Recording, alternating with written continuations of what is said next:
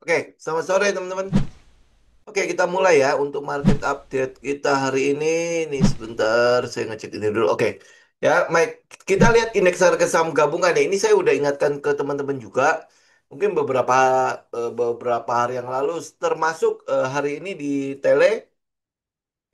Kalau indeks kita itu seandainya itu nanti akan rally lagi. Jadi ini adalah periode atau fase di mana kita sebut sebagai fase mania. Ya, ini apa indeks itu berhasil all time high saja, itu masih terbelah loh. Untuk sekarang ya, untuk sekarang pendapatnya itu masih terbelah. Wah, indeks naik dan lain sebagainya kan. Jadi untuk yang fear, wah ini memang udah waktunya untuk kita kabur. Tapi untuk yang agak-agak sedikit FOMO gitu, wah ini indeks udah all time high lagi ya. Sedangkan Porto gue kok kayak masih merah dan lain sebagainya. Jadi mereka masih itu masih ada dua pendapat yang masih terbelah ya. Tapi kalau teman-teman lihat lagi ya, sekali lagi dari psikologi market, kita tahu bahwa atau mungkin teman-teman bisa berasa-berasa lah ya di sekitar kita ya. Kalau apa indeks kita misalnya rally ya, rally, ya, maka ini bisa jadi ini akan jadi area di mana kita sebutnya sebagai fase mania ya, fase mania. Nanti teman-teman akan bisa berasa bahwa semua orang akan bicara mengenai saham ya, semua orang akan bicara bagaimana kalau mau untung ya lu harus untung di saham gitu. Nanti itu akan ada fase seperti itu. Nah, pada saat teman-teman mungkin udah bisa berasa keadaan seperti itu, maka itu adalah fase mania di mana kita mesti sudah mulai fear, ya. Oke. Nah, itu fasenya kan kita tahun ini kan tinggal 2 bulan ya. Minggu depan itu sudah masuk November dan Desember. Desember biasanya tidak terlalu efektif ya. Tetapi di November dan di Desember itu ada satu kejadian atau satu siklus yang selalu berulang itu yaitu window dressing. Ya, dengan penurunan indeks yang ada kemarin, ya ini yang kita bilang bahwa koreksi pada indeks itu memberikan peluang untuk fund manager untuk seenggak-enggaknya mengkolek-kolek ya saham-saham yang mungkin masih ada di daerah bawah, kemudian masih berfundamental bagus ya. Contohnya adalah ya saham-saham himbara maupun saham perbankan besar ya kayak BCA, BNI, BRI, BMRI, BBTN ya. Dan itu hasil laporan keuangannya kan cukup bagus-bagus kan. Ya, karena itulah makanya kalau teman-teman lihat di situ ada rally-nya dan itu akhirnya bisa menggerakkan indeks, itu menjadi sesuatu yang tidak heran. Ya, bukan bukan sesuatu yang mengejutkan gitu ya indeks apa si saham-saham perbankan teman-teman kalau misalnya lihat ya BBNI turun udah berapa banyak kan. Kita pakai weekly aja deh. Biar teman-teman bisa lihat ya gitu dia udah turun berapa banyak dan ternyata apa laporan keuangannya fundamentalnya tidak ada sebenarnya tidak mencerminkan bahwa penurunan harga ini memang adalah karena jeleknya fundamental kan tidak ya. Tetapi memang ya mungkin kalau tahun depan kita nggak tahu lah ya. Tapi seenggaknya kita bicara mengenai laporan keuangan Q3 yang masih bagus. Bahkan ini untuk ini penyaluran 200T itu udah hampir boleh bilang sudah selesai. Jadi artinya mungkin dalam Q3 ini dia kan masih ada potensi di mana di situ masih ada penambahan pendapatan bunga kan dengan ini loh dengan dana-dana 200T itu. Jadi ada penambahan bunga. Jadi ya bisa jadi ini Q4 ini masih akan bagus. Ya, ini kita boleh bilang beginilah. Kalau lu baru pinjam uang, ya masa dalam 3 bulan lu langsung kredit macet kan nggak mungkin kan? Jadi artinya ya dalam 3 bulan ini ya kita masih melihat pendapatan bunga dari apa dana pemerintah itu ya masih akan masuk ke mereka, gitu kan? Jadi ya lu lihat Q4-nya masih mungkin bagus. Nah, tahun depan ya kita nggak tahu, kita nggak bicara tahun depan, tapi yang seenggaknya sekarang yang dipricein oleh market ya Q4-nya dulu ya. Oke, nah ini kemudian habis itu lihat BBRI, ya dia udah turun begitu banyak, jadi kalau misalnya ada lonjakan-lonjakan di situ ya wajar nggak? Wajar kan? Ya apalagi ini perbankan, ya perbankan besar, big bank lagi kan. Jadi bobotnya ke bursa itu, bobotnya ke indeks itu jelas besar. Ya, jadi kalau ini lima-limanya BNI, BRI, BBNI, BBTN, termasuk BBCA itu rebound, ya, ya pergerakan indeks harga saham gabungan menjadi lebih bagus ya sesuatu yang wajar. Apalagi saham-saham yang lain ditahan ya, maksudnya ditahan cukup sideways aja nggak usah kemana-mana. Ini udah jelas bisa bikin all time high, all time high. terus all time high gitu lah ya untuk indeks harga saham gabungan. Nah, ditambah lagi seandainya nih PPN itu jadi diberlakukan diturunkan. Nah, lu akan lihat sektor yang berhubungan dengan apa consumer ya non cyclical maupun cyclical itu juga pasti akan bergerak. Jadi artinya banyak sekali katalis yang apabila kalau direalisasikan itu bisa bisa menggerakkan sektor-sektor tersebut. Sektor cyclical, consumer non cyclical segala macam itu kan memang lagi tiarap semua juga kan ya tiarapnya itu karena daya beli. Nah kalau misalnya ada sentimen mengenai pemotongan PPN atau pemberlakuan mungkin PPN yang apa yang mungkin dikurangin dan lain sebagainya itu jelas akan jadi sentimen cukup positif untuk sektor itu kan. Nah, kalau sektor Big Bang itu mulai naik ya, mulai ada rebound, kemudian sektor consumer mulai ada rebound. Ya kalau itu terjadi, yang nggak heran indeks harga saham gabungan kita itu bisa saja untuk all time high lagi yang baru. Ya, tapi kalau misalnya rally indeks harga saham gabungan nanti terjadi sampai nanti mungkin apa masa-masa pembagian dividen segala macam teman-teman sudah diingatkan dari sekarang kalau itu adalah fase mania. Ya, kalau lu lihat dari herd mentality, di mana kerumunan itu akan bertambah padat di situ. Sekarang kan kalau kita boleh katakan ya, indeks harga saham gabungan sekarang dengan penurunan indeks, ya penurunan indeks kemarin itu cukup inilah, cukup mengusir ini ya kerumunan itu. Ini loh, ya. Ini cukup mengusir kerumunan itu. Nah, kerumunan itu mulai balik pada saat indeks kok balik lagi ya. Nah, kerumunan itu mulai balik. Nah, pada saat dia masuk ke fase mania, ya artinya apa kerumunan itu dibiarkan menumpuk terus. Kenapa dibiarkan menumpuk terus? Karena ada yang mau keluar barang. Ya, jadi teman-teman tinggal pahami aja ini psikologi market ya. Karena ada yang mau keluar barang, ada yang sudah ada yang udahan gitu loh. Ya, ada udahan di market ini. Jadi kalau kalau teman-teman mau tanya, kesimpulannya indeks harga saham gabungan sudah bagus belum? Memang dari kemarin itu masih bagus, Pak. Ya, kita nggak mengatakan bahwa indeks harga saham gabungan jelek. Indeks harga saham gabungan memang dari kemarin itu bagus. Ya, koreksi pada indeks harga saham gabungan dari kemarin itu adalah kesempatan untuk kita ambil barang. Ya, nah tetapi nanti kalau dia fase mania, itu teman-teman sudah boleh hati-hati. Ya, di mana pergerakan indeks yang tanpa koreksi lagi itu adalah sinyal untuk teman-teman mulai keluar barang juga. Ya, dan kita nggak tahu window dressing ini bisa diangkat sampai berapa tinggi ya tapi artinya ya teman-teman tinggal ikutin dengan trailing stop ikutin trading plan-nya bagaimana semua itu udah clear ya oke. Jadi indeks harga saham gabungan tidak pernah jelek ya tidak jelek ya dari kemarin kita nggak pernah bilang indeks harga saham gabungan itu jelek ya indeks harga saham gabungan koreksi itu jadi kesempatan kita untuk ngambil barang.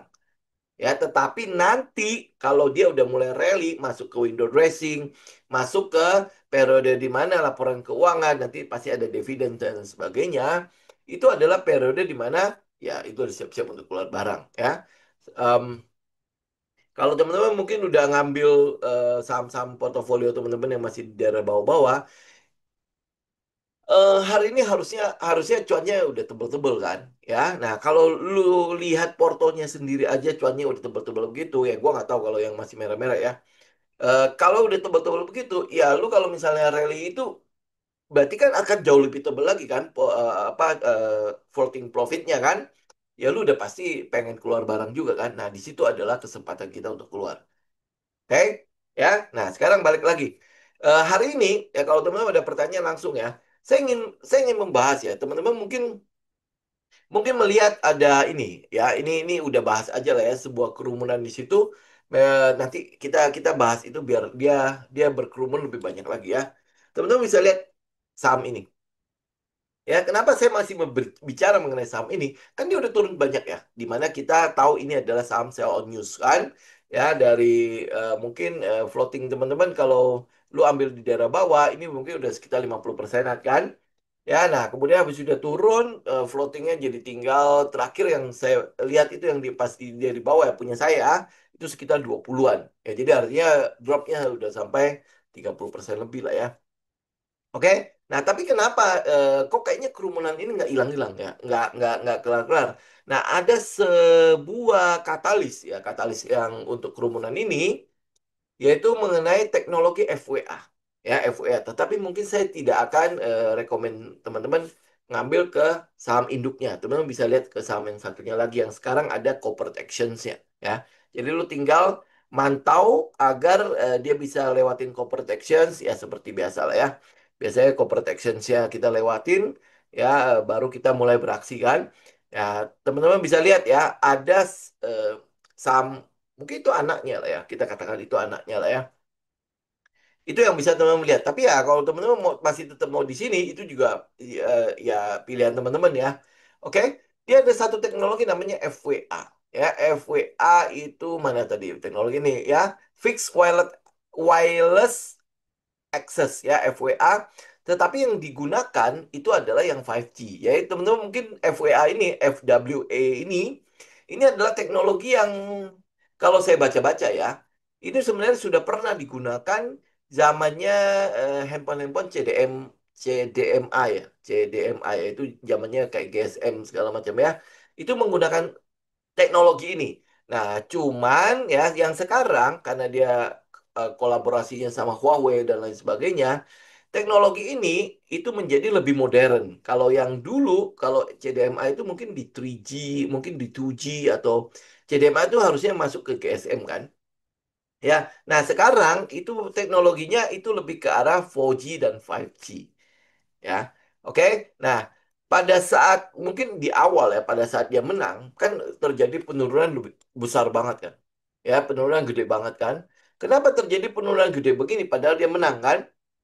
Ya, dia menang lelang untuk regional satu kan. Nah, kalau yang saya baca adalah karena untuk membuat jaringan, ternyata itu repotnya minta ampun.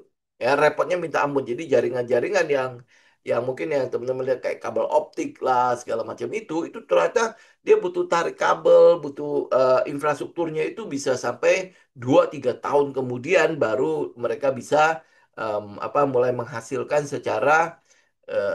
secara bisnis itu udah cuan gitu ya. Ya, kalau dia belum mencapai sebuah tahapan pelanggan yang tinggi, ya maka ya dia masih akan rugi-rugi aja. Ya, jadi karena itulah makanya sell off. Termasuk saya juga mungkin agak ragu waktu itu, wah ini bisa bisa 2 3 tahun lagi nih baru mungkin akan naik lagi ya. Tetapi dengan teknologi ini FWA ini ya ternyata itu bisa sangat cepat ya sangat cepat terutama terutama untuk di daerah-daerah di mana dia tidak terlalu sibuk kalau mungkin di Jakarta teknologi ini ya saya nggak tahu kalau dia menggunakan yang Huawei punya itu seperti apa tapi yang saya baca adalah ini ini rawan sekali ketimpa jadi jadi gini, mungkin teman-teman tahu sinyal radio ya, sinyal radio ya. Sinyal radio itu kurang lebih sinyal yang dipancarkan dengan teknologi ini ya kurang lebih seperti yang sinyal radio. Sinyal radio itu kan tidak ada kabel kan. Ya dia tidak perlu menarik kabel, dia tidak perlu ngapa-ngapain kan. Itu ya dia dia pancarkan begitu aja jadi seperti sinyal radio kemudian nanti di masing-masing rumah itu ada kayak itu apa ya kayak dia ada alat untuk menangkap sinyal itu kemudian habis itu lu bisa pakai gitu ya apa receiver atau apa gitu lah ya. Nah, karena sinyal ini karena sinyal ini dipancarkan lewat gelombang-gelombang seperti itu rawan sekali eh, apa ya bahasanya gimana ya? Coba kita sebentar ya kita baca di sini aja. Nah ini jadi mana mana mana yang itunya ya mana resikonya nah ini ya kualitasnya itu bisa kurang ya bisa kurang dibandingkan dengan kabel serat optik ya dalam hal kecepatan dan stabilitas dan latensinya ya contohnya jadi sinyalnya itu bisa terhambat karena pohon karena bangunan dan karena jarak ya karena dia butuh kan dia butuh ini kan ada tempat-tempat di mana dia pancarkan itu karena itulah makanya si WiFi itu kerjasama sama Tebik dan CEN ya, CENT ya, itu untuk memanfaatkan tower-tower itu buat memancarkan sinyal FWA ini ya. Cuman memang kelemahannya itu adalah ini ya, kualitas layanannya itu bisa kurang dibandingkan dengan kabel serat optik ya. Nah, buat saya nih ya, teman-teman kalau misalnya lihat ya, saya nggak tahu ya, kalau yang internet yang teman-teman pakai itu apa, mungkin IndiHome ya, kayak First Media segala macam kan, itu kan pakai kabel optik begini kan, ya. Kita tarik kabel segala macam kan, itu pun bisa sangat jelek sekali, terutama kalau hujan dan lain sebagainya. Jadi tidak menjamin sama sekali bahwa kalau dia menggunakan kabel serat optik itu pasti akan bagus, pasti akan stabil dan lain sebagainya. Enggak, gitu ya. Nah, kalau anggaplah ya, kita kita anggap lah ya, karena kita belum tahu kan, karena ini mereka menggunakan teknologi Huawei segala macam yang kita tahu mungkin apakah dengan teknologi Huawei ini hal-hal yang hambatan-hambatan seperti ini bisa dikurangin atau seperti apa. Nanti kita akan cek ke lapangan. Tapi yang pasti adalah dengan dia menggunakan teknologi ini, berarti untuk menjangkau konsumen-konsumen dia di wilayahnya dia lah di regional satu itu akan jauh lebih cepat dibandingkan kalau dia menarik-naik kabel. Ya, jadi ya kalau mungkin bayangan kita yang kemarin itu 2 sampai 3 tahun, ini bisa jadi berkurang. Ya, bahkan mungkin akan jauh lebih cepat. Ya, ini saya nggak tahu nanti prosesnya seperti apa, tapi setidaknya dia tinggal menyewa apa tower-tower ya, kayak Tebik sama Chen kan ini memang dia udah kerjasama kan? Mana sebentar. Nih ya, mana WiFi tadi? Dia sudah kerjasama sama ini, Tebik sama Chen. Ya, jadi artinya dia otomatis ya tinggal nyewa, kemudian habis itu dari situ dia pancarkan. Ya, jadi ini tinggal sistemnya aja dia bangun. Jadi ini jauh lebih cepat dibandingkan dengan dia narik kabel. Ini yang kita mau katakan seperti itu. Jadi kalau kecepatan seperti itu, otomatis ya berarti ini ya daerah sini yang mungkin kita khawatirkan dia mungkin baru akan apa mencapai profitable ya. Dia mungkin akan bisa menjangkau pelanggannya 2 3 tahun lagi dan sebagainya. Itu menjadi lebih berkurang. Ya, ini yang kita lihat ya. Jadi otomatis yang mungkin kalau teman-teman masih punya WiFi, yang kita perhatiin itu adalah itu. Ya, nanti tinggal kita update ya bulan-bulan ke depan itu apakah apa dia udah mulai atau belum. Kalau dia sudah mulai, pelanggannya mulai bertambah apa enggak? Karena internetnya murah. Karena yang ditawarkan itu adalah 100 Mbps cuma 100.000. Ya, 100 Mbps cuma 100.000. Coba bayangkan yang sekarang teman-teman pakai, kayak misalnya yang saya pakai ini mungkin cuma 32 atau berapa gitu ya. Itu sudah 400.000 lebih. Ya, kalau dia kualitasnya bagus dan itu 100 Mbps, ya saya mungkin akan lebih pakai itu. Jadi dari 400 turun ke 100 ya, ya apa itu cukup cukup irit lah ya buat kita ya. Jadi kecepatannya juga jauh lebih cepat lagi. Ya, apalagi kalau misalnya di daerah-daerah yang dibilang apa masih belum terjangkau internet, dengan begitu akan jauh lebih cepat kan. Ya, jangkauannya ya, dan ya artinya kemampuan dia menjaring konsumer, menjaring pelanggan-pelanggan akan jauh lebih cepat. Ya, betul nggak? Ya, nah, itu yang mungkin teman-teman bisa perhatikan untuk ke depannya. Tapi ini ingat ya, lihat ada nggak sinyal di setup itu untuk masuk. Jadi bukan berarti, oh ini mah bagus ya, oke, gua hajar aja yang penting. Gitu ya, tidak seperti itu. Teman-teman juga bisa lihat ya, selama ini pada saat dia ada di daerah situ, itu juga volumenya juga sudah mengecil kan. Jadi artinya ya eh, apa yang menjual itu udah mulai stop nih. Yang menjual udah mulai stop ya. Jadi dia menimbulkan sesuatu yang nanti nanti akan berkerumun lagi di sini. Orang-orang akan berkerumun lagi di sini, ya orang ada yang bilang ini akan sampai ke 5.000 dan lain sebagainya. Itu urusan trading plan masing-masing lah ya. Tapi seenggaknya saya cuma mau katakan bahwa ini sebuah katalis untuk si WiFi. Oke. Nah, tapi teman-teman nggak perlu harus berkerumun di sini loh. Ya, teman-teman beda ini nanti akan ketemu satu lagi. Oke? Ya, karena pasti dia akan dapat yang sama. Ya, cuman memang beda konsumernya. Kalau ini retail, yang itu corporate. Ya, jadi ya teman-teman tinggal eh, apa apa buat PR-nya lah ya, buat PR-nya. Ya kan seperti biasa kan kita cuma kasih clue doang. Oke? Ya ini ya, jadi teman-teman ya tinggal tinggal cari-cari aja lah ya FWA itu sebenarnya apa dan lain sebagainya. Nah, ini kayak ini receivernya katanya. Ya, receiver. Jadi kayak hampir hampir mungkin mirip-mirip dengan mungkin TV kabel yang bukan TV kabel ya. Apa sih itu namanya yang masih pakai parabola kecil-kecil itu ya. Nah, itu kurang lebih seperti itu, teman-teman tinggal lihat. Oke. Nah, kemudian untuk minggu depan, teman-teman waspada dengan volatility-nya yang pasti akan tinggi sekali.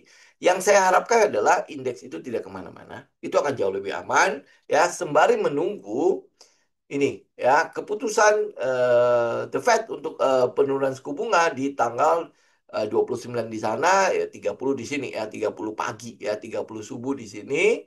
Kemudian habis itu nanti tanggal 2 lagi, hari Selasa, mulai Selasa depan, itu US sama Cina itu lagi akan bernegosiasi lagi di Kuala Lumpur. Ya, jadi itu pasti akan jadi perhatian market sekali. Dan karena tanggal 29 Oktober, karena dia ketemunya di Korea Selatan, berarti ya kurang lebih pasti tanggal yang sama, itu nanti akan menjadi pusat perhatian dari pasar ya. Ini seperti apa nih pertemuannya? Apakah itu menghasilkan sesuatu yang jelek atau menghasilkan sesuatu yang seperti kata Trump akan baik-baik saja. Ya kalau dia baik-baik saja, nah teman mungkin akan lihat awal November ya udah selesai. Tidak ada kenaikan pada penerapan tarif ya kan, mau diberlakukan di 1 November kan. Kalau pertemuannya baik-baik ya udah awal November tidak terjadi apa-apa ya. Kalau tidak terjadi apa-apa, teman-teman tahu dong itu katalis yang positif banget untuk market kan.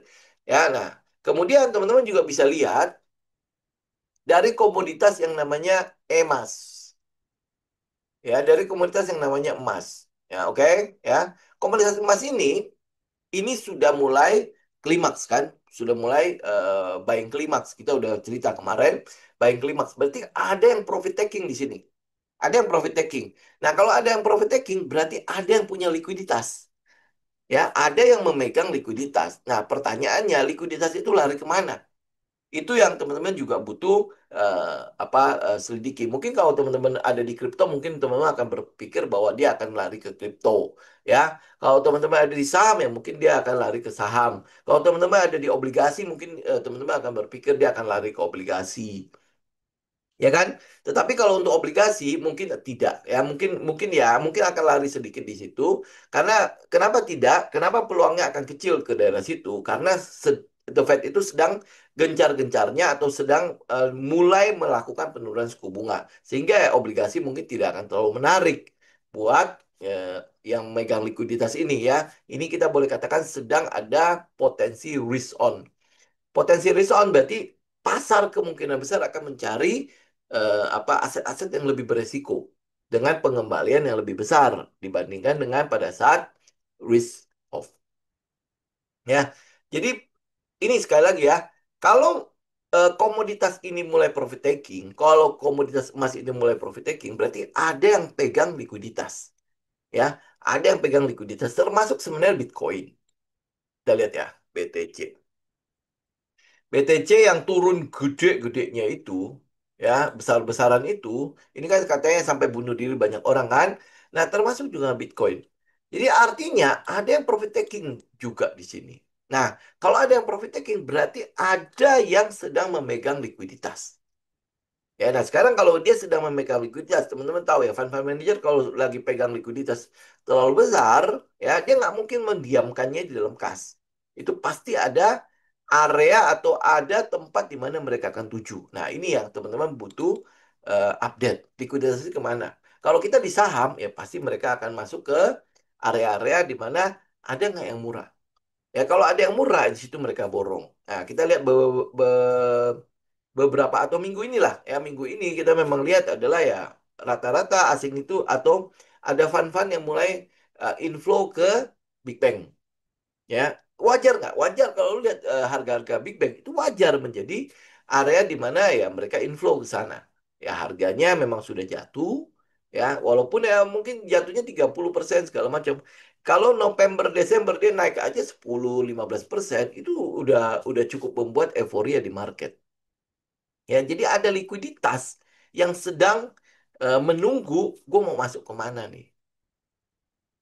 Oke, jadi profit taking ada di komoditas segala macam itu sudah terjadi. Apalagi ya teman-teman kalau lihat silver ya, silver juga sama. Silver kan naiknya lumayan tinggi. Udah ambil ini aja ya. Silver juga sama, dia naik jauh lebih tinggi daripada emas malah ya. Nah, dia juga udah melakukan profit taking yang pasti sejalan ya. Ya, kalau emas profit taking, silver pasti profit taking ya. Nah, ini apa Bitcoin juga ikutan profit taking. Ya, berarti kan memang ada yang sedang mengalihkan dana dari aset-aset yang dibilang safe haven ini menuju ke sebuah tempat ya kan? Nah, ini yang sebuah tempat ini yang teman-teman butuh perhatikan. Jadi ada yang sudah pegang likuiditas, apakah dia akan masuk ke saham? Apakah dia akan masuk ke dalam pasar-pasar saham yang di dunia di mana dia akan ngincar em, saham-saham murah? Nah, kita tinggal lihat gejalanya. Begitu gejalanya terjadi, nah itu yang saya bilang fase mania itu pasti akan terjadi. Karena likuiditasnya gede, besar pasti. Ya, ini berapa berapa persen kapitalisasi pasar untuk emas, Bitcoin termasuk perak itu yang keluar. Ya, teman-teman bisa cek deh. Atau kita cek ya, misalnya kapitalisasi pasar emas yang hilang saat koreksi emas.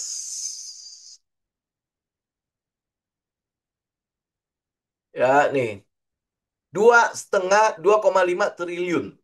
2,5 triliun US dollar. Ya benar ya, dia bilangnya US dollar ya. Nih, ya emas turun 8% dalam 2 hari, menghapus nilai pasar itu sekitar 2,5 triliun. Berarti ada yang pegang 2,5 triliun US dollar. Betul nggak? Ini Bitcoin ada nggak? Bitcoin nggak ngomong ya.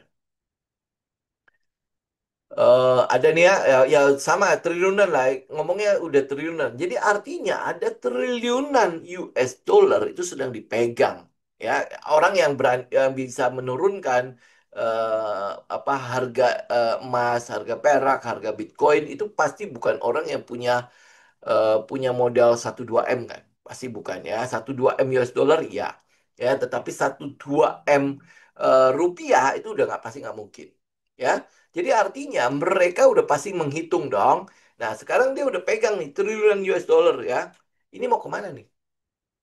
Ya itu kan butuh butuh tempat untuk ditaruh lagi ya, mereka melakukan profit taking, artinya mereka juga sudah siap dengan sebuah plan mau dikemanain uang yang sebesar itu. Paham ya? Ya. Nah, yang mungkin yang kita tunggu, yang saya tunggu, yang sedang ada di benak saya adalah ini kapan nih dia akan inflow ke saham. Ya, begitu dia masuk ke situ, itu yang saya bilang, fase mania itu akan terjadi. Lu coba bayangkan ya, seandainya nih emerging market ya kayak Indonesia, ya, ya ini kawasan ASEAN segala macam, itu sampai diguyur triliunan US dollar. Ya udah pasti, ya kapitalisasi pasar kita kan masih kecil-kecil aja kan. Lu bisa masuk segitu gede untuk window dressing lagi kan, di push dia ambil saham-saham ya, nggak usah jauh-jauh lah, dia ambil BCA aja. Ya kalau lu nggak mau Himbara ya, mungkin ada resiko ke depannya kan. Ya dia ambil BCA aja. Kita udah bisa lihat ya bagaimana euforia itu akan terjadi. Bagaimana likuiditas itu begitu masuk. Kan tinggal keluar doang kan. Ya, dia masuk sekarang di mana lu orang masih takut takut takut takut kan. Dia kumpulin, dia kumpulin, dia kumpulin, kumpulin, kumpulin kan. Ini kesempatan sebenarnya. Ya, dia kumpulin ya. Kemudian habis itu terjadi kenaikan, ya. Ya lu bisa lihat ya skenario-nya kan. Di situ dia mulai keluar-keluar barang, lu kumpulin terus barangnya. Ya lu kumpulin terus barangnya dan akhirnya sampai di pucuk. Ya kemudian lu masih bilang, wah inilah to the moon, to the moon, to the moon. Dia udah keluar semua, selesai. Ya dia akan anjlok ya seperti emas, seperti apa perak, seperti kripto saya nggak ngomong lah ya. Emas dan perak. Ini emas dan perak itu sebenarnya adalah ya fase manianya. Lu bisa perhatikan ya di mana emas itu saya ngomong di targetnya sekian sekian sekian itu gampang banget diteng teng teng teng teng gitu kan, langsung ditutup, langsung tercapai, langsung tercapai, langsung tercapai. Ya itu kalau misalnya lu ada di posisi itu, apa yang lu rasakan? Ya mania banget kan. Dimana orang kayaknya eh, udah gua harus borong emas. Gua nggak mungkin gua nggak jangan sampai nggak pegang emas lagi kan. Lu lihat di Vietnam, lu lihat di Hong Kong, lu lihat di Indonesia juga ya. Lu lihat di mana lagi ya. Semua ngantri emas sampai nggak ada. Ya bahkan di Indonesia, Antam itu nggak punya barang. Coba bayangkan, Antam itu sampai harus mengimport emas. Ini tambang emas tuh. Kita bukan orang yang tidak, kita bukan negara yang kekurangan emas tuh. Tapi animonya itu begitu tingginya sampai dia harus import berapa? 30 ton ya. 30 ton emas buat memenuhi animo itu. Itu jelas udah fase mania sekali kan. Nah, lo kan lihat indeks harga saham gabungan atau keadaan saham itu saat seperti itu, waspada. Saya ngomong sekarang ya, saya ngomong sekarang agar teman-teman gitu ya, bahwa kita nggak perlu harus ikut kerumunan itu. Karena kerumunan, berkerumun itu belum tentu benar, ya, belum tentu benar. Karena itulah makanya lu harus punya data. Begitu lu punya data, udah. Ya, jadi lu tahu gitu lah, gue harus berdiri di mana. Ya, gue harus berdiri di mana. Ya, lu lihat ya, kayak market maker, lu selalu kan ngomong kan, gue mau bertindak seperti kayak gajah, gue mau ikut gajah dan lain sebagainya. Gajah nggak pernah lu berkerumun. Maksudnya berkerumun dalam arti dia harus ramai-ramai, kumpul banyak-banyak gitu kan. Enggak kan, dia akan jadi sendirian. Lu kayak lihat ikan paus juga sama kan. Ya, ikan paus walaupun dia berkelompok dan lain sebagainya, tapi kan dia tidak berkerumun seperti mungkin lihat ikan apa ya, ikan yang kecil-kecil itu yang penuh sesak banget gitu kan. Lu ikan paus aja walaupun dia berkerumun, lu cuman bisa berburu satu biji, ya satu ekor maksudnya. Ya lu nggak bisa berburu satu orang, ayo tangkap satu kan nggak bisa. Ya kan? Tapi lu lihat ikan-ikan yang kecil itu dijaring pakai pukat harimau kena semua. Ya satu kan, jaringnya cuma satu doang, tapi begitu dijaring itu kena semua. Ya kan sama kayak burung-burung kan, ya. Lu lihat kayak burung elang, pemangsa kan, pernah nggak dia berkerumun? Ya nggak pernah kan, dia sendirian doang kan, dia memangsa juga mangsa sendirian. Tapi kalau lu lihat kayak ngomong apa ya, kayak burung yang sering saya bilang burung kuntul ya, apa burung bangau yang itu loh, yang di sawah-sawah banyak itu ya, itu kumpul semua. Ceritanya ngapain dia kumpul? Ya agar dilihat oleh mangsanya banyak. Oh kalau dia banyak, udahlah gua nggak nyerang dia kan. Itu namanya herd mentality ya. Jadi kalau lu udah mulai lihat orang retail-retail udah mulai berkumpul di situ dan berbicara tentang saham bang bang bang bang bang gitu ya. Nggak ada lagi nih kayaknya kalau hidup itu udah bisnis semua tutup aja kita di sini aja udah tinggal kongko-kongko doang dapat uang gitu. Nah, lu udah boleh hati-hati. Itu udah em, waktu-waktu di mana lu harus udah siap-siap ya. Siapa tahu kena trailing stop atau mungkin ya udah sekalian aja lu meninggalkan pasar gitu. Ya, karena apa? Pada saat harga naik, likuiditas banyak-banyak ya di situ. Pada saat harga naik, lu mau jualan ke siapapun ada orangnya. Tapi pada saat harganya turun, tidak ada yang mau beli. Itu masalahnya. Jadi makanya kenapa teman-teman lihat ya, pada saat harga naik, ya lu pasti akan sering bicara, lu akan sering melihat, kok asing outflow, kok asing ini ya, kok keluar, kok ini apa? Lu lihat di mungkin di broker summary lah, kok ini yang sekuritas sekuritas asing pada keluar ya, yang masuk malah retail retail. Ya itu kan itu kalau broker summary kalau bandarmologi kan prinsipnya seperti itu kan. Pada saat retail retail mulai berkumpul harusnya hati-hati. Nah kalau lu nggak praktekkan gitu, ya malah pada saat retail retail berkumpul lu juga ikutan berkumpul. Nah, kan jadi aneh ya.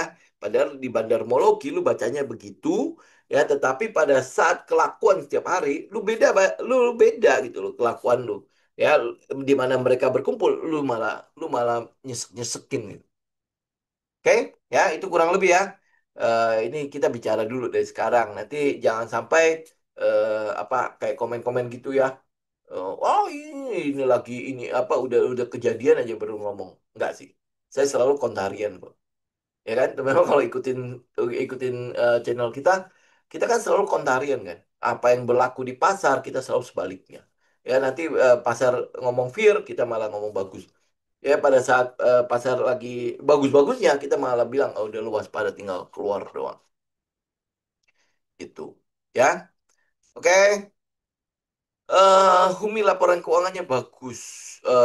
Nggak tahu sih apa ya kemungkinan bagus apa enggak ya karena saya nggak terlalu detail-detail banget untuk si Huminya, tapi memang kalau em, teman-teman lihat sentimen GTSI-nya lah ya, GTSI-nya ya, kalau misalnya mereka punya kemampuan untuk membeli kapal dan lain sebagainya, berarti mereka punya cash. Ya, mereka punya cash. Jadi artinya apa eh, eh, kontraknya pasti harusnya cukup bagus. Kemudian habis itu cashnya juga cukup memadai. Ya, dan kalau sampai ada perbankan yang berani mendanai untuk pembelian kapalnya, berarti kan sebenarnya mereka sudah melakukan due diligence untuk perusahaan itu kan. Jadi ya kita mungkin melihat itu adalah ya semacam turnaround story turnaround untuk saham-saham ini ya. Di ini mungkin quote and quote ya, dari politik juga ada dukungan gitu. Jadi ya ya lebih pas lah gitu. Oke. Ya ini kalau untuk Humi ya. Deal apakah money spot? Deal itu sudah tidak money spot, tapi memang dia kemarin kan money spot ya. Kemudian habis itu kan dia sempat manipulasi kan? Nih loh. Ini ya, ini kan money spotnya di sini. Oke, kemudian kan saya masih ngomong kan, tinggal waspada untuk manipulasinya. Nah ini manipulasinya kemudian diambil, ya ambil supportnya ini trendline. Saya sengaja pakai trendline karena memang gerakannya begini, ya. Kemudian habis itu diambil, kemudian habis itu naik. Ya, nah ini sebenarnya udah cuma tinggal tunggu doang ya. Ini kan yang kita bilang kan, karena gini. Saya nggak tahu teman masih ingat kayak ya money spot ini ya money spot itu terjadi itu bukan berarti setelah itu dia akan langsung naik kan ya pilihannya kan ada dua ya satu dia akan manipulasi dulu baru naik ya kemudian habis itu yang kedua adalah dia langsung naik ya tinggal tinggal tinggal kita lihat katalisnya seperti apa. Nah kalau untuk deal kebetulan dia spring ya dia spring kemudian habis itu naik kan ini V-shape kemudian hold loh ya V-shape kemudian hold. Jadi artinya ya kalau teman-teman masih ada di sini ya udah tinggal hold aja. Ya kita tinggal menunggu PPN. Ini sebenarnya sih untuk properti ya. Properti itu kemarin saya kan pasar juga berharap kan Bank Indonesia itu akan menurunkan lagi suku bunga. Ternyata dipertahankan. Ya kalau dia udah bertahan, ya lu mau ngomong apa ya? Ya dia mempertahankan itu gitu loh. Nah kecuali kalau misalnya dia turun suku bunga mungkin properti juga bagus. Ya, tapi ya ini tinggal sebenarnya tinggal menunggu aja karena Bank Indonesia sudah ngomong. Ini bukan berarti Bank Indonesia akan berhenti nurunin suku bunga, enggak. Dia cuma bertahan dulu ya sembari mungkin melihat ya the Fed duluan lah. Kan gua udah turun berapa kali kan? Nah, ini tinggal lihat 29 Oktober atau 30 Oktober waktu Indonesia Barat ya dia turun nggak? Udah pasti akan turun. Ya, udah pasti akan turun. Nah, tinggal ya nanti habis itu PPN PPH PPN itu udah pasti masih free sampai 2026 akhir. Kemudian habis itu PPN lagi.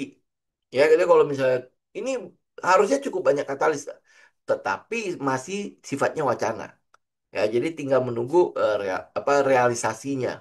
Oh ya, sama teman-teman jangan lupa ya. Kemarin itu untuk Menteri Keuangan yang sekarang kan dia udah menemukan ada 200 200 241 triliun ya atau 242 triliun ya dana-dana kas daerah ya Pemda-Pemda itu yang ditaruh di bank. Ya benar ya 200 atau berapa triliun ya? Coba sebentar kita cek. Dana Pemda yang mengendap di bank. Nah, eh, berapa ya? Ini ada ini mungkin ini ya. Ini mungkin udah ada datanya tapi kita mau lihat totalnya. 234 triliun. Ya, 234 triliun dana yang cuma diendapkan doang di perbankan yang harusnya ini kan dipakai. Ya, kalau kita lihat dari 200 T aja itu sudah memberikan agak sedikit euforia kan di market kan. Ini ada 234 T. Di mana harusnya itu beredar di daerah tetapi malah ditaruh di perbankan ya yang ini yang di Jakarta aja itu lumayan gede loh. Jakarta itu berapa sebentar? Ini ada kok ya dan Jakarta itu mengaku ya 14,6 14 triliun lebih hampir 17 triliun. Ini uang loh. Ya dan itu kalau misalnya itu beredar ya semua triliunan loh. Itu kalau beredar itu jelas itu akan menambah likuiditas di daerah itu tinggi sekali. Ya ini teman-teman bisa lihat ya sampai yang paling gede itu di mana sih? Kok cuma sampai nomor 5? Ya tapi yang pasti adalah di Jakarta itu yang paling gede. Ya Jakarta ya. Ini kalau 14 triliun kalau digelontorin lagi itu yang apa RLT yang dari Manggarai menuju ke Duku Atas kan cuma butuh 2 triliun kan. Jadi udah, ya kan? Nah, kalau nanti Duku apa dari yang ini dari yang Kelapa Gading nanti mau disambungkan ke Ancol itu juga udah ada uangnya sebenarnya. Betul nggak? Ya. Nah, itu kalau sampai dikerjakan, itu kan sebenarnya cukup menambah ini kan, menambah likuiditas daerah kan. Lu konstruksi udah pasti jalan dan sebagainya. Dan lu lihat ini, itu Jawa Timur. Ini Jawa Barat kemana nih? Nah, Jawa Barat aja ada 4,17 triliun.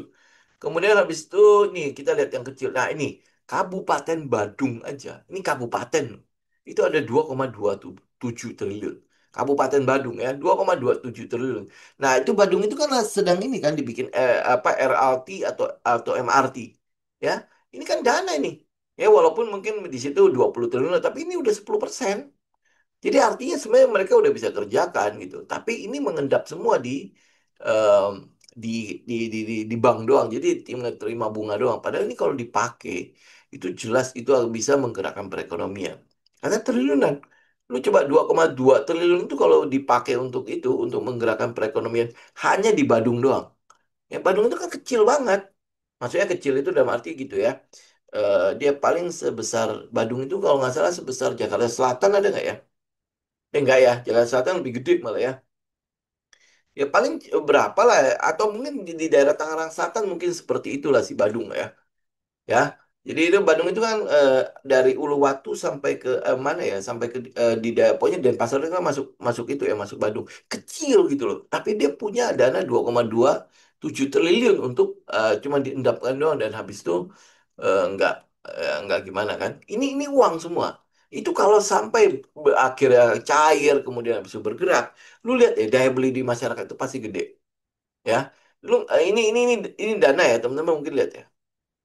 Ya, ya kan benar ya Uluwatu sampai. Nah iya, ya ini segini ya. Kemudian habis itu teman-teman cek ini, ya dana BLT 2025 ya. Ini ya dana BLT yang 2025 itu berapa gede? Ya, yang dicairkan itu adalah sebesar eh, sebentar totalnya berapa? Totalnya berapa? Berapa T ya totalnya ya? 35 juta. Jadi totalnya itu, aduh mana sih totalnya? Ini aja.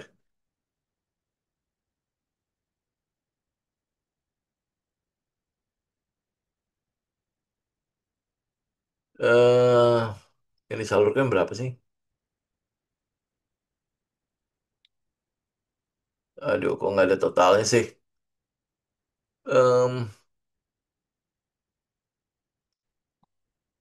em, ya udah teman-teman nanti carilah totalnya. Maksud saya itu adalah teman-teman bisa lihat ya, dana BLT yang segini itu begitu disalurkan itu langsung ini kan, langsung apa namanya, langsung dapat respon kan, di mana oh ini kelihatannya bisa menggerakkan sektor consumer. Ya kan? Kenapa? Karena setiap penduduk itu akan dapat 300.000 per bulan, itu langsung dicairkan 3 bulan, berarti jadi 900.000. Ya 900.000, ya lu kebayang nggak? Langsung dibelanjain di warung-warung itu langsung gede loh. Bener nggak? Ya kan? Nah, apalagi dana-dana Pemda tadi. Ya ini kalau sampai bener ya, dia dia akhirnya cair, kemudian habis itu diedarkan, ya itu jelas akan menggerakkan daya beli. Nah, ini itu juga salah satu katalis, teman-teman. Ya, katalis. Jadi kalau ini udah mulai diobok-obok dan ternyata benar dicairkan dan akhirnya bergerak, lu akan lihat ya, berarti ini sampai akhir tahun itu kan cukup bagus. Ya, termasuk mungkin di Q1 2026 juga akan bagus. Ya kan, nggak tahu ya apakah dia akan bisa bertahan untuk 2026 bagus ya, atau mungkin dia ada collapse-nya di situ, kita nggak tahu. Tapi setidaknya kita sedang dibayangin oleh banyak sekali katalis-katalis. Jadi kalau lu bilang kita nggak ada uang, uangnya banyak ini, lihat nih. Itu ada 234 triliun yang cuman nganggur doang di bank. 234 triliun itu nganggur doang di bank. Itu kalau sampai benar-benar bisa dieksekusi, ya itu kan gede ya. Itu seluruh Indonesia loh 234. Itu 55 triliun aja oleh BRI itu tersalurkan untuk UMKM itu berapa ya? Di atas 10 triliun lah. Ya, artinya itu semua dana segar yang bisa menggerakkan perekonomian. Gitu. Apalagi ini kalau sampai itu benar-benar itu ya obok-obokannya Menteri Keuangan itu dan ternyata dijalankan, itu uang uang gede gitu ya. Jadi ya teman-teman tinggal update aja. Ini masih tinggal update-update doang. Ini eh, banyak sekali kok ya sentimen cukup positif di market sebenarnya, terutama untuk ya itu ya pasar Indonesia ya.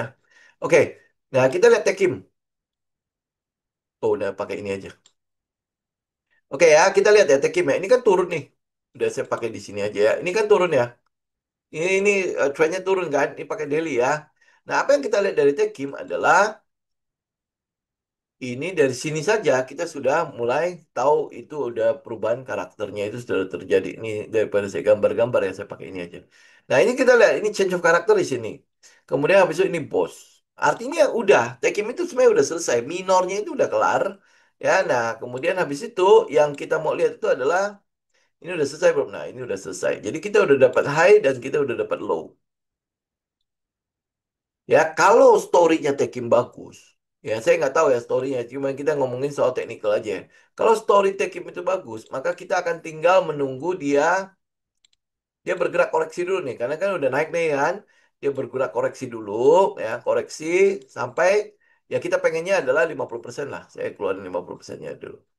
Nah, dari yang tadinya ini, dari yang tadi yang 4.440, dia kan udah naik sampai ke 8.026, 25. Jadi ini naik udah hampir 100% kan.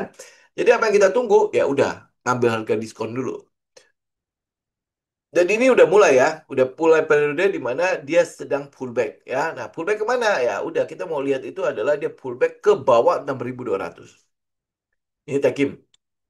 Ya, kita mau lihat. Dari story-nya teman-teman cek sendiri ya. Nah, ini ke bawah 6.200. Nah, di bawah 6.200, gue mau memperhatikan Tekim. Kalau sekarang mungkin belum. Ya. Nah, pada saat dia sampai ke situ, apa yang teman-teman tungguin? Kita mau tungguin perubahan pada karakter juga. Ya, sama kayak gini nih. Ya, ini kayak gini kan.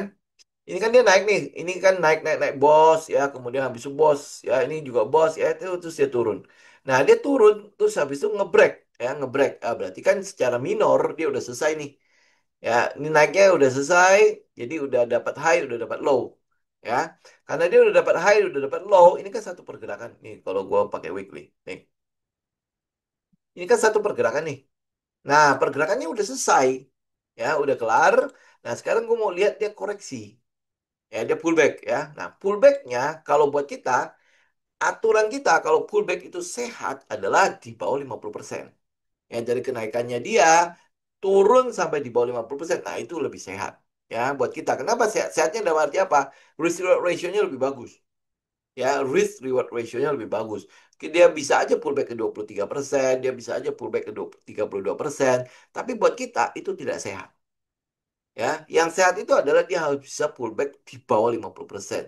Ingat ya, ini dengan narasi dan story yang masih utuh. Ya. Oke, nah, jadi kalau dia udah pullback di bawah ini, balik ke daily dulu. Nah, dia udah pullback ke bawah 6.225 ya. Nah, gua mau lebih memperhatikan si Tekim.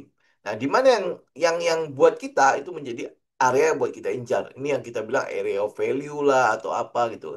Itu daerah sini. Ini adalah daerah 5.400 sampai ke 5.850. Itu yang mau kita incar. Ya, walaupun ya teman-teman agresif itu di bawah 50%, di bawah 6.250 pun sudah bisa. Ya, ini Tekim ya. Pokoknya story cek sendiri ya. Nah, kemudian INKP itu juga sama, harusnya harusnya sejalan karena ini kan saudaraan kan. Benar nggak? Iya. Oke, nah kalau teman-teman lihat INKP, apa yang terjadi pada INKP? Mungkin dia tidak se ekstrim atau seturun ini ya, seturun ini. Nah, ini adalah gerakan pertamanya. Teman-teman lihat ya, ini gerakan pertamanya. Dia turun sampai kemana? Di bawah 50% kan? Ya, di bawah 50% diambil udah ini udah TP, udah ini udah selesai. Ya, nah sekarang kita mau lihat pergerakan ini. Ya kan dia naik lagi nih. Ya, dia naik lagi, ya udah. Ya, ini udah berubah kok karakternya. Nah, apa yang kita mau tunggu? Ya, tunggu di bawah 6.900. Ya, di bawah 6.900. Ya, tempat yang kita mau tunggu itu ini. Oke? Ya, buat teman-teman agresif, dia kalau udah turun di bawah 50, lu udah bisa ambil. Tetapi yang kita mau itu adalah sini. Ya, contoh yang di bawah ya. Yang di bawah kan dia nggak sampai ke tempat yang kita mau kan. Sudah lupakan. Kalau kalau saya sih udah simpel itu. Kecuali kalau lu agresif ya di bawah 50% lu ambil. Ya, tapi kalau dia tidak menyentuh area ini, gue lupakan udah. Gitu ya. Aturan is aturan. Udah, gitu aja. Gue udah nggak bisa ditawar lagi kalau udah soal itu. Ya, nah ini juga sembari menjawab kenapa ya? Lu kalau lihat ini ya, lihat apa mungkin watchlist yang ada. Ya, ini ada yang pertanyaan nih. Kok lu nggak ada sih yang ngambil kayak misalnya FUTR ya atau CBRE, apalagi dada segala macam kan? Gini, sebenarnya bukan kita nggak mau ngambil itu, tetapi tidak memenuhi kriteria di dalam apa trading frameworknya kita. Itu poinnya. Ya, kita bukan nggak mau ngambil, ya kita juga memperhatikan itu karena ada narasi di situ dan lain sebagainya kan. Tetapi dia tidak memenuhi trading frameworknya kita. Ambil contoh misalnya kayak FUTR. FUTR, ya kita udah tahu bahwa ini ada yang mau akuisisi ya. Kemudian habis itu akuisisinya adalah untuk apa ini ya, buat EBT ya, panas bumi dan lain sebagainya kan. Ya, nah pas kita cek itu lumayan gede loh, lumayan tinggi loh harganya. Apakah si ini yang mengakuisisi ini yang punya kantor cuman di Ruko ya itu benar punya apa punya kemampuan untuk itu ya. Ya walaupun akhirnya oke lah sudah terjadi dan lain sebagainya dan sudah diakuisisi dibayar apa enggak juga kita nggak tahu kan ya. Apakah itu cuma story yang dibentuk dan lain sebagainya kayak dada dan sebagainya kita nggak tahu. Oke, nah karena kita nggak tahu itu maka ya udah gua agak mundur di situ. Ya, kalau kita mau ikut, setupnya nggak kena, nggak dapat. Nah, karena kita nggak dapat, ya sudah gue lebih baik mundur. Ya, demikian juga CBRE. CBRE bukannya kita nggak lihat, kita sudah ngelihat CBRE itu sebelum jalan malah. Ya, kok keren banget gitu ya. Ada orang yang perusahaannya cuma sekian bisa beli kapal yang jauh lebih raksasa daripada asetnya, kan lucu ya. Ya luar biasa banget gitu ya. Kemudian habis itu dikaitkan dengan si HP ya, dikaitkan dengan raja dan lain sebagainya.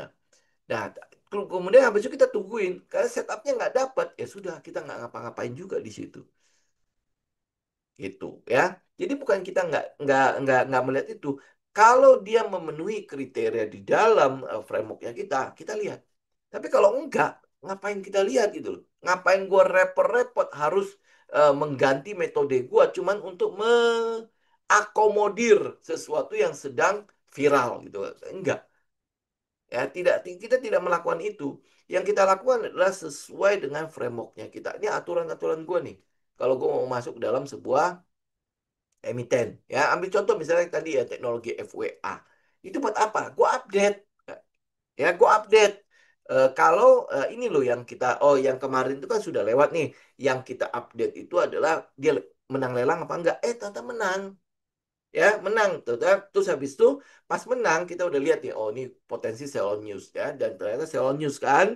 Ya, nah next setelah itu kita mau update yang lain gitu.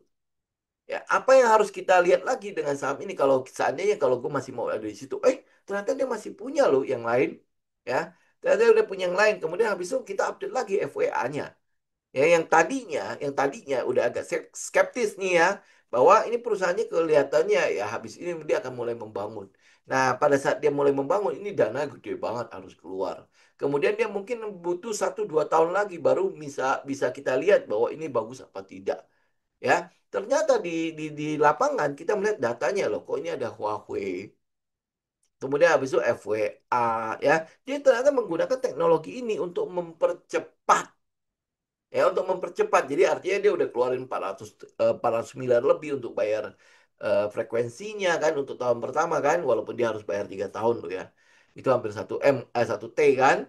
Tetapi kita lihat walaupun dia bayar segitu, dia mampu loh, dia ada kontrak atau kapasitas untuk bisa mendapatkan uang itu balik dengan cepat, ya. Kemudian habis itu, bagaimana ya cara dia menjangkau 1 juta pelanggan, ya, atau mungkin dia maunya apa ya?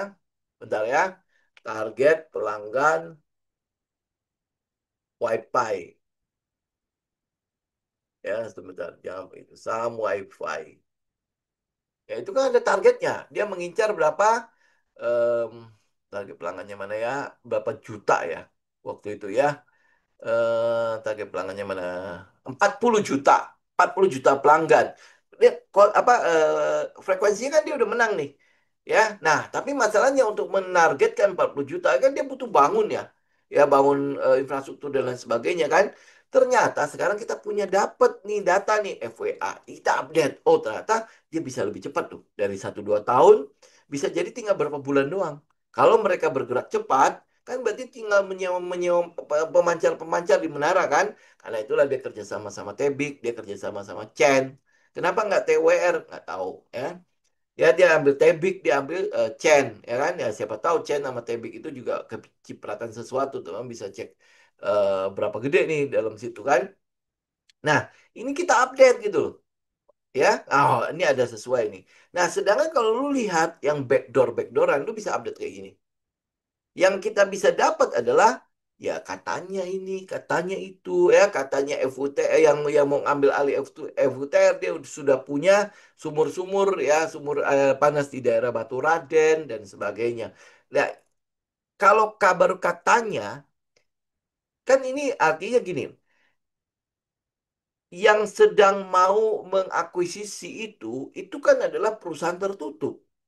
Di mana ya sama kayak IPO, dia bisa aja mengarang sebuah cerita indah. Ya, lu bisa nggak kontak orangnya? Lu bisa nggak buktikan langsung di lapangan? Kan agak susah kan?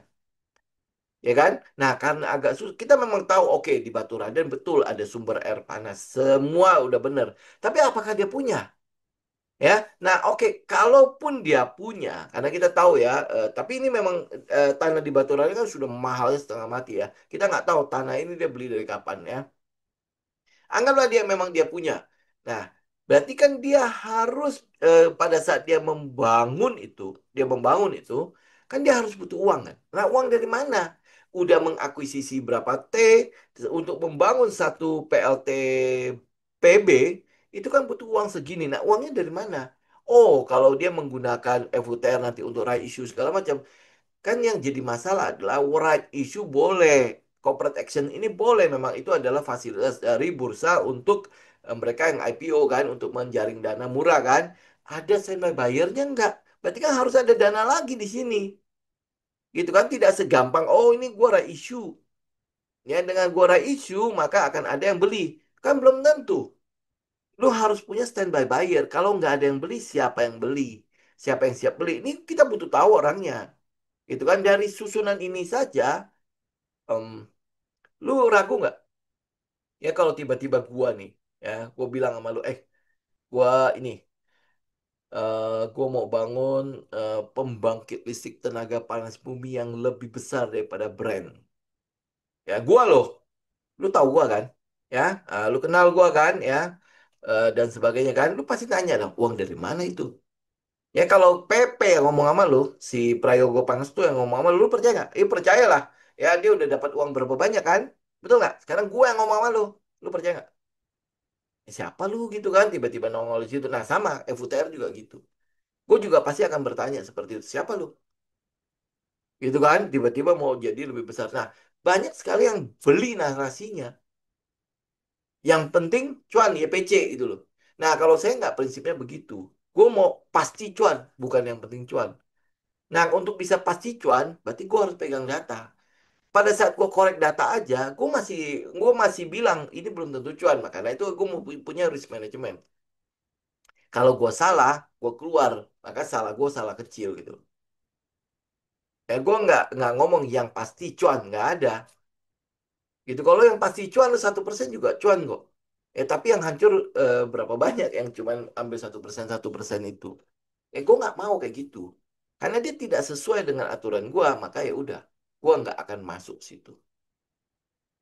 Gitu ya. Jadi ya kalau ini ya kalau kita bicara ini ya masih tentang cara kerja otak. Ini adalah habit gua. Ini adalah pola gua. Gua nggak mau ikut pola yang lama lagi yang jelas-jelas merugikan gua. Ini polanya, gua udah tahu itu menguntungkan. Ya, ini gua udah tahu itu menguntungkan berapa berapa banyak kali gitu ya.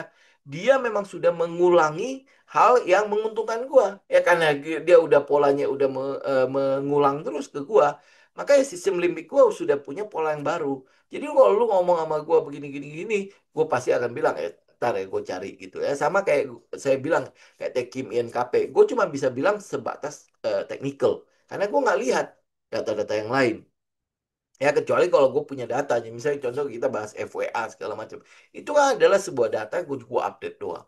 Ya teman-teman mungkin lagi ngincar saham itu, ya siapa tahu ini bisa menjadi updatean teman-teman kan.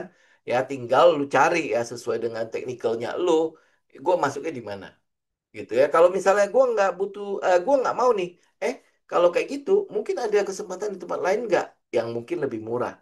Ya WiFi sekarang 3.000 ada loh yang baru ratusan, gitu kan? Ya, oke. Oke teman-teman, saya mungkin untuk hari ini kita cukupkan dulu ya di sini ya. SSIA mungkin sama kayak deal lah Pak. Kita juga masih menunggu katalisnya ya. Tapi yang saya mungkin lihat itu ya semoga SSIA itu mulai itu ya mulai masuk ke money spot ya. Nah tapi ya ini ya kalau kita udah bilang money spot peluangnya kan dua kan. Dia golden zone-nya kan masih di bawah money spot itu kalau sekarang terbentuk kan. Jadi dia bisa aja ngambil ke bawah baru naik ke atas ya.